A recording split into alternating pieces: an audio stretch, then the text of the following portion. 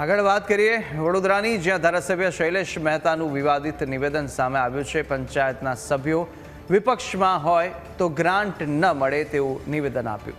પંચાયતના સભ્યો બીજેપીમાં જોડાશે તો જ ગ્રાન્ટ મળશે અને બીજેપીમાં જોડાયેલા સભ્યોને ગ્રાન્ટ આપવામાં આવી હોવાનું કહ્યું છે। હું એમએલએ બન્યો પછી તાલુકા જિલ્લા પંચાયતની બેઠકો વધી। ડભોઈના સ્નેહ મિલનની અંદર ધારાસભ્યએ નિવેદન આપ્યું।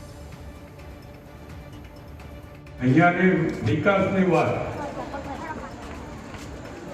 હમણાં પ્રમુખ સાહેબે કીધું અહીંયા 15-17 કરોડ રૂપિયાની ગ્રાન્ટ આવી છે। સાહેબ જ્યારથી ભાજપમાં આવ્યા ત્યારથી જ એમને ગ્રાન્ટ મળે, સ્વાભાવિક છે ને। આપણી વિરુદ્ધ હોય તો ગ્રાન્ટ કોના માટે આપી હોય? અહીંયાની વિકાસની વાત હમણાં